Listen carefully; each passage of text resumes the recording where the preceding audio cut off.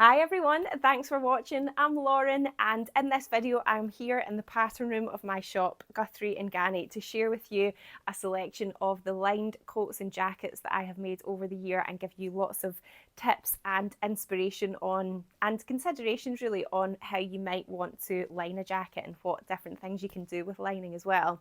So I've been making pretty much all of my own clothes for well over 10 years now, but I didn't start off by making coats and jackets at all. Definitely took me quite a few years to build up my confidence. And once I did, honestly, I never looked back. I find making coats and jackets so satisfying. Yes, they take longer, there's more pattern pieces to contend with, but ultimately it still just seems it's lots of them.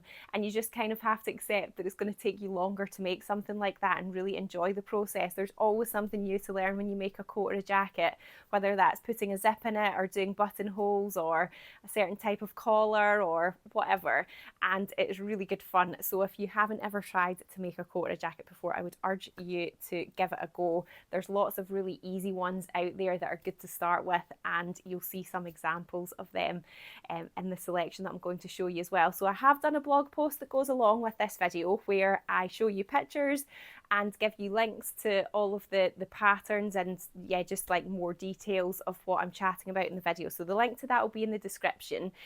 Because they're just my own personal collection of coats that I've made and I've been wearing over the years, we don't necessarily have all of the fabrics available now because it's just, you know, I've built it up over several years, but hopefully it'll still give you lots of inspiration and guidance in planning your next coat or jacket project. So all of these jackets do have different elements of lining in them and just different types of lining. So I'll start off at the beginning here, this first one. This is the Chalk and Notch Joy jacket, and we did this as a Sewing Society kit a while back, and it's more of like a spring version, this jacket. So the outer fabric is a smooth drape tencel twill, and then for the lining, so it's fully lined and the pattern does come fully lined, it's just a plain weave viscose fabric, and this would be the same type of viscose that you might make like a dress or a blouse or a top with as well, and it's got this really beautiful print in it, so it kind of makes what is like a plain outer just really fun on the inside. And the sleeves are lined with this as well, so with more of like a spring or summery type jacket like this, I would be expecting me to wear it either with bare arms or like a lightweight top or sort of a t-shirt, and this type of lining feels really nice next to the skin. It's not gonna sort of stick on my clothing when I put my arm in and out, so that's why I've been able to use that type of fabric throughout the whole garment. And also when I roll back the cuffs, then you just see some of the nice patterned lining as well, which is a nice little touch. It's like a different way to sort of style it. So that's using just a regular plain weave viscose that you might use to make other types of full garments, using that as a lining. The next one is another more sort of like spring summer weight jacket, and this is the Wardrobe by Me Amelia bomber jacket. And again, the intention of this version of this garment, it was a Sewing Society kit as well, is that it would be worn with either bare arms or a lightweight layer. So the whole of this lining is a viscose twill fabric, so it's got a nice sort of weight to it. It's not necessarily slippery like a classic lining fabric, but it feels really nice next to the skin. It's breathable as well, so it feels really good to wear that. The cuffs on this one are the ribbing fabric, so yeah, you're not really seeing any of the lining, but it just feels really nice next to the skin. And sticking with the sort of more like spring summer theme of coats, I'll show you this one next, so jump ahead, I'll come back to that one. And this is the Closet Core Kelly Anorak, and again it's more like a spring weight jacket, so only part of this is lined. The pattern for the Closet Core Kelly, just as it comes out the packet, is unlined. You can buy a lining extension pack, and that's one way to line it, but I've actually got two versions of the Kelly Anorak on here, and I've lined elements of both of them without using the lining expansion pack.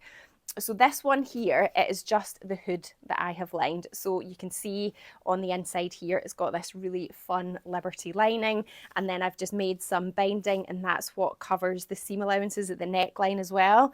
That's what I also used for the casing on the inside. And did I use it anywhere else? I don't think so, just those bits in the hanging tab too. So Obviously in this type of lining example, it's purely aesthetics. You know, the lining here is not really serving a functional purpose at all. It's just there for fun, but it's a really nice way to incorporate maybe like a fun fabric that you've got, like a precious fabric that means something to you, without sort of committing to like a whole garment or lining a whole thing. It might be you've only got a little bit of something and you want to sort of just have something special in there. So yeah, just lining a certain part of it. And I literally just used the same pattern pieces for the outer garment, and just that was how I lined that one. So yeah, lining can just be like a little sort of addition rather than like a full garment lining. So I'll jump to the other Kelly anorak that I've got now, but just because I've been talking about that one. And with this one, I made this a long time ago now. I've got a couple of blog posts on it, and they're linked in. They'll be linked below as well. So it is very worn. You will see that evidence of that around the jacket, where it's just worn in, because I have worn it a lot. But this was a Millerine dry waxed cotton canvas that I used for the outer, and then for the lining inside, what I did was I got some cotton lawn, so just regular cotton lawn, and I used a technical fabric called Thinsulate, which is like a very specialised type of fabric, and I'll put a link to where you can source that online, but it's very, very insulating. It makes garments really, really warm. And it's sort of like spongy, it's a bit like batting or wadding. So what I did was I quilted the cotton lawn to the Thinsulate, with all of these diagonal lines. It did take me ages. Halfway through I was like, what on earth have I committed to doing? But I was glad that I did it in the end. And then what I did, instead of using the lining expansion pack, was I just used the same pattern pieces as the main outer fabric. And before I started to construct it, I put wrong sides facing and basted them within the seam allowance, so effectively made one layer of fabric.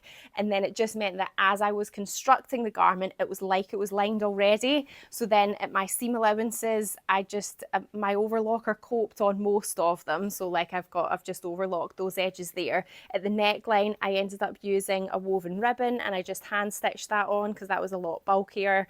I didn't manage to get my overlocker through that, but yeah, you can see the overlocking in here as well. So you just once that lining is in place, it's almost like you just ignore it in a way. That's flat lining, because you're lining the pieces while they're still flat before you construct it, and you just, you would just follow the instructions as you normally would. It just might be depending on how thick some of the layers are, that different considerations in finishing things off, like using that ribbon at the neckline, for example. You just need to sort of work that out.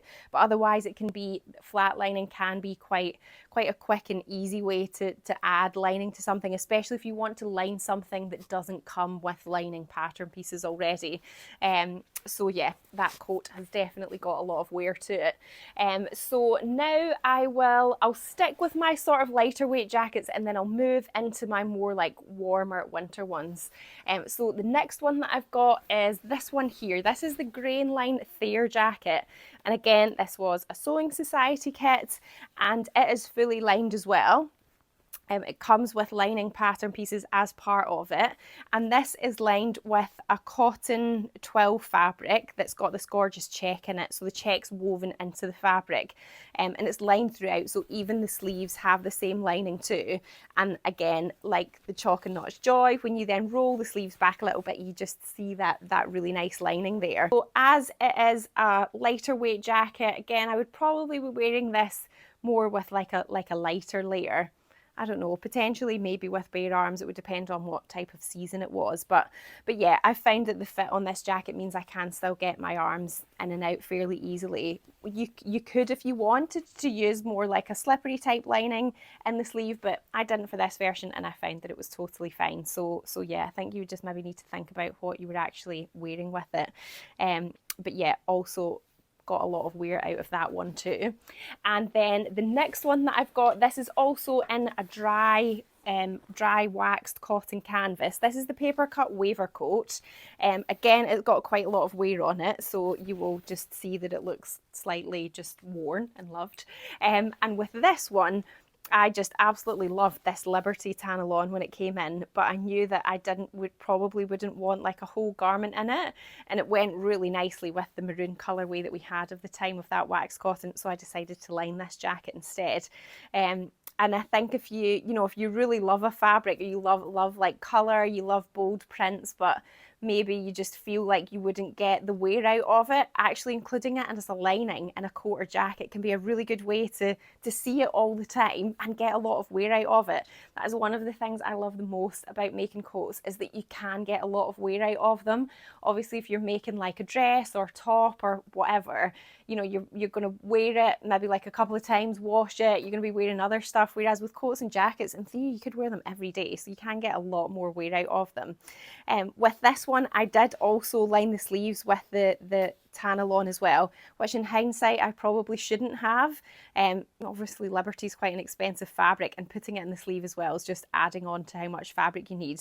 I probably should have just put a plain fabric in there, like more of a traditional sort of slippery type lining fabric, but there we go, I didn't. You live and learn. But yeah, I would probably suggest doing that if you were going to do something similar. Okay, so on to the more sort of cozier jackets now. I'm going to jump down to this one because this one's not made of wool. It's kind of like the bridge between my jackets and then my warmer wool coats. This is the Grain Line Tamarack jacket, but I lengthened it so that it was coming down to my knees. Basically, I felt like I wanted a coat or a jacket that was going to be a bit shower proof or like shower resistant, but also keep me really warm as well. So this is the Mind the Maker Thelma quilted fabric, and I fully lined it with a shearling fabric, this sort of like kind of fluffy, fleecy fabric here. So I just literally added, I do have a blog post on this as well, so the details of how much I added, I can't remember off the top of my head, will be in that blog post, which is all again linked below. But I did the flat lining technique for this too, so that was where I cut out the pattern pieces using the main outer pieces, and then I ended up hand basting them together because the shearling was shifting around quite a bit. So I hand basted them together within the seam allowance. It did take me ages. And then I also bound all of the seam allowances as well with some matching bias binding, which I stitched on with the machine in the first pass. The second pass I hand stitched it down, which again took me ages. So yeah, it was definitely a labour of love, this jacket, but I have worn it so much. I still wear it all. At the moment, it's probably my most worn jacket. I just love it. It goes with everything. It's really comfy and warm, and yeah, it's a little bit shower proof as well. If I was absolutely pouring it down, I would probably get a bit wet, but yeah, if it's just a little shower, it's fine. So yeah, that is my Grain Line Tamarack with a few adaptations. And then on to my sort of warmer kind of woolen winter coats. So the first one that I've got here is the Hejun handmade Narva coat, and this one is fully lined with a slippery sort of viscose fabric. So this is more like your traditional lining fabric, which it won't sort of cling or kind of stick to your clothes a little bit. So that's throughout it in the sleeves as well. It's got this really cute little flower pattern on it, and this is a dead stock lining fabric. So when I'm looking for more like traditional slippery lining fabrics to stock in the shop, I try to stick to ones that are more viscose based, only because they're a bit more breathable than something like an acetate or like a polyester lining, but they still have that sort of slippery texture to them. But yet getting printed ones of them is quite hard. So it's just when some ex-designer ones pop up sometimes, then we get a fun little pattern. So that's what that one was. But yeah, that is throughout. So it means because it's slippery in the sleeves, it's really easy. Like say I was wearing this cardigan with it, which might sort of like cling or kind of have a lot of friction with something like a cotton lawn or a plain weave viscose fabric. That slippery viscose lining, it just slides in and out really nicely. Then the next ones that I've got are, this is the Closet Core Claire coat. Again, this was a Sewing Society kit, and this has just got plain viscose lining throughout, as you can see. But to add a little bit of fun detail to it, we've got some flat piping in the join between the lining and the facing. So this was bias by strips that we made out of Liberty fabric, and then you just press it in half with the wrong sides together and just catch it in the seam. So although it's got a plain lining on the inside, it's like you can still have this little flash of sort of colour and detail in it, which just adds a really lovely touch to it. We've got that in the hanging loop as well. So yeah, if you wanted something more fun in the inside in a more subtle way, that's a really nice idea for just adding that into your garment. Then this one again, this is the grain line Yates coat, this one, and it is lined in the same way that the Claire one is really. So it's just a plain viscose lining throughout, but again we've got that lovely little flash of the flat piping on the inside. I've worn this coat a lot. You can I've worn it with one of my really fluffy woolen scarves, which is why it's got all this bobbling on it. Just another well loved and worn coat from my own ones at home. This is actually a fairly simple, straightforward one as well.